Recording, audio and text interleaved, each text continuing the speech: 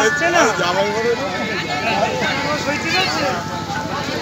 মানে তোর মামনি মায়ের আর আমার সব থেকে ভালো বন্ধু আমিও বন্ধু বলে ডাকি। নমস্কার বন্ধুরা, আমি নিরূপা চলে এসেছি একটা নতুন ব্লগ নিয়ে। আর ব্লগটা শুরু করছি সকালের মুড়ি মাখা দিয়ে। আর নিয়েছি পেঁয়াজ কুচি, সেদ্ধ করে রাখা আলু কুচি, নিয়েছি ধনেপাতা কুচি, টমেটো কুচি, কাঁচা লঙ্কা কুচি ও আদা কুচি। এখানে নিয়েছি অঙ্কুরিত 5 রকম কড়াই, আর নিয়েছি মটরশুঁটি ও শসা কুচি। এখানে নিয়েছি আম তেল। এবার এক সাইডে রেখে দেব। গ্যাসটা জ্বেলে নিয়েছি ও কড়া বসিয়ে দিয়েছি। এবার কড়ার মধ্যে দিয়ে দিচ্ছি মুড়িটা দিয়ে খুব ভালোভাবে নাড়াচাড়া করে নেব। এই সময় গ্যাসের ফ্লেমটা আমি লোয়ে করে দেব। লোয়ে না করলে মুড়িটা পুড়ে যেতে পারে। খুব ভালোভাবে গরম হয়ে গেলে এর মধ্যে দিয়ে দেব সর্ষের তেল। সর্ষের তেল দেওয়া হয়ে গেলে দিয়ে দেব জিরে। এগুলো দিয়েও খুব ভালোভাবে মিশিয়ে নেব। তেল আর জিরে খুব ভালোভাবে মুড়ির সঙ্গে মিশে গেলে আর জিরে থেকে যখন সুন্দর গন্ধ বেরোবে তখন এই মুড়িটাকে নামিয়ে নিতে হবে। তার আগে খুব ভালোভাবে মিশিয়ে নেব। খুব ভালোভাবে মেশানো হয়ে গেছে, এবার নামিয়ে এক জায়গায় ঢেলে নেব। ঢালা হয়ে গেছে, এবার কড়ার মধ্যে দিয়ে দিচ্ছি তেল। এবার দিয়ে দিচ্ছি মটরশুঁটি দেবার পরেও খুব ভালোভাবে একটু নাড়াচাড়া করে নেব। এরপর দিয়ে দেব অঙ্কুরিত 5 রকমের কড়াই। এগুলো দিয়েও 1 থেকে 2 মিনিট এইভাবে নাড়াচাড়া করে নেব। এই সময় গ্যাসের ফ্লেমটা মিডিয়াম করে দিয়েছি। এবার দিয়ে দিয়েছি লবণ দিয়েও খুব ভালোভাবে কড়াইগুলোর সঙ্গে একটু মিশিয়ে নেব। এবার দিয়ে দিচ্ছি লঙ্কা গুঁড়ো দিয়েও মিশিয়ে নেব। ভালোভাবে মেশানো হয়ে গেছে, এবার এগুলো নামিয়ে নেব। এবার দিয়ে দিচ্ছি মুড়ির মধ্যে ভেজে রাখা কড়াইগুলো।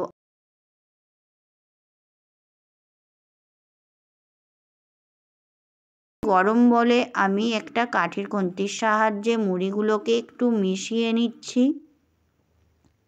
খুব ভালোভাবে মেশানো হয়ে গেছে।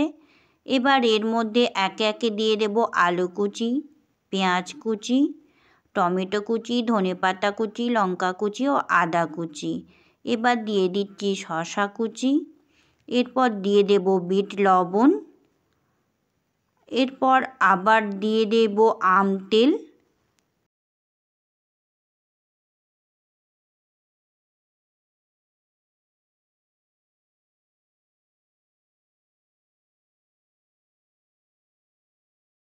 খুব ভালোভাবে মিশিয়ে নিতে হবে। মুড়ির সঙ্গে সব কিছু উপকরণগুলোকে ওপর থেকে নিচে এবং নিচে থেকে ওপর পর্যন্ত ঠিক এইভাবে মেশাতে হবে। খুব ভালোভাবে মেশানো হয়ে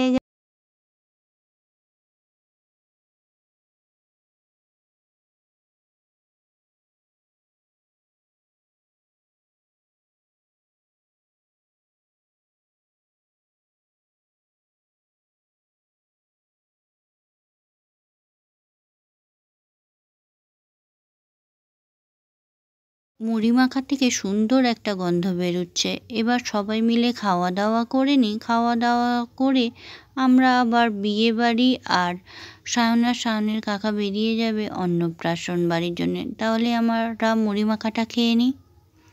এই যে এখন বাজে বেলা 1টা। আমি তো অনেকক্ষণ আগেই তৈরি হয়ে পড়েছি বৌভাত বাড়ি যাবার জন্য। আর ওই দেখুন ঘড়িতে পুরো 1টা বাজে। এখনও সায়ন এবার বেরোবে। আস্তে আস্তে সবাই বের হতে থাকবে। সবার আগে তো আমি তৈরি হয়ে গেছি। এবার আসছে সায়নের বন্ধুরা অনেকক্ষণ থেকেই ফোন করে ডাকছে, ওই কোথায় রে, এখনও আসছিস না কেন? বলছে যাচ্ছি। এই বলে এই 1টার সময় বেরোচ্ছে। তার আগে তো ঘরে বসেই কাটিয়ে দিল। আমি বলছি, হ্যাঁ রে কখন যাবি? এতক্ষণ ধরে কেউ ডাকছে আর যাচ্ছিস না কেন? বলছে দাঁড়াও না, সবাই স্কুল থেকে আসুক তারপরে যাব। এই বলে ওকে বলছে ওই গিফটটা তুই নিয়ে যাবি, তোর কাকা গিফটটা নিয়ে যাবে না। বলছে ঠিক আছে নিয়ে যাব। এই বলে ও তো তৈরি বলেছিলে জিন্স পরছো, আবার আবার এই জামা পরবে না কোনোদিনও বলেছিলে, আবার এই জামা পরছো। আমি বলছি এরকম না কোনোদিন। বাবা ছেলে একই ধরনের জামা পরেছে। এই দেখুন এখনও রায়বাবু বোতাম মেটেই যাচ্ছে। এদিকে আমি এই যে শাড়িটা পরে আছি এই ধরনেরই শাড়ি নিয়েছি, তবে আমি যেটা পরে আছি ওটা ব্যাঙ্গালোর সিল্ক, আর যেটা নিয়েছি ওটা ট্রান্সপারেন্ট শাড়ি। সায়ন আবার ভুলে গেছে কি? নাও নাও নাও, আমি তো কালকে জোর জবরদস্তি করে নিয়েছি তো প্র্যাকটিক্যাল। এসো টাটা।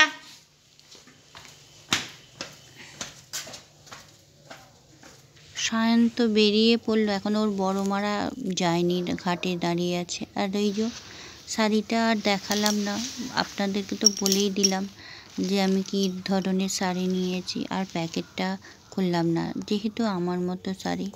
এবার দেখুন রায়বাবু বেরোচ্ছে, তবে এখনও 1:10 হতে চললো, তবু আর বেরোনো হচ্ছে না।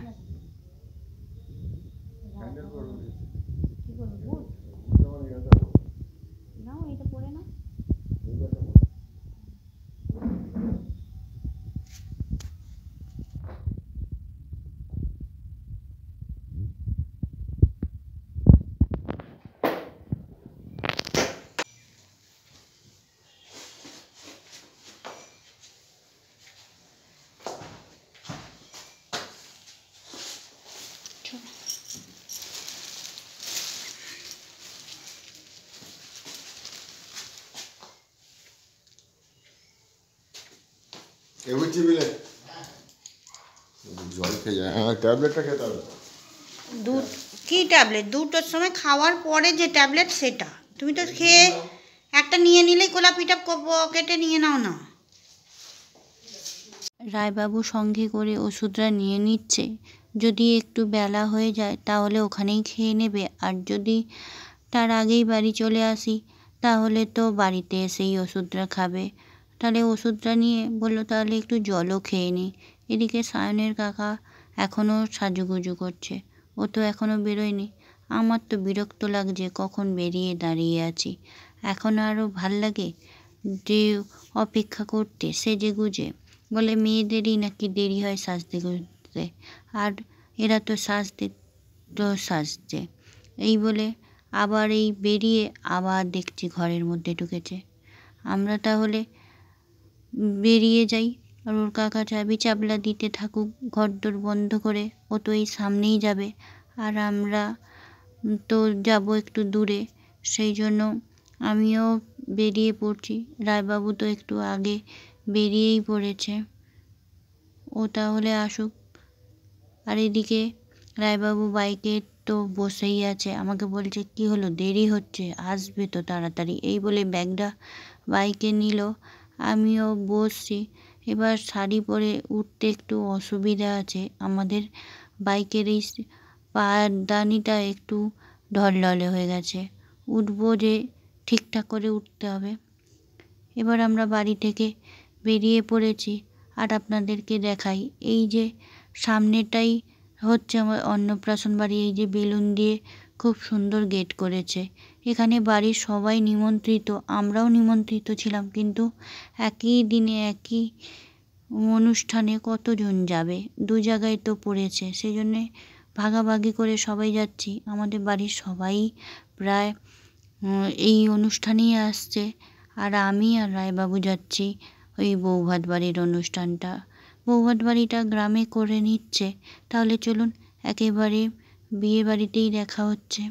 এই যে এসে গেছি, এটা ছেলের বাবা, সায়নের বাবার খুব ভালো বন্ধুও। আর এই যে ধুতি পরে আছে, এটা হচ্ছে যে বর, সে এটা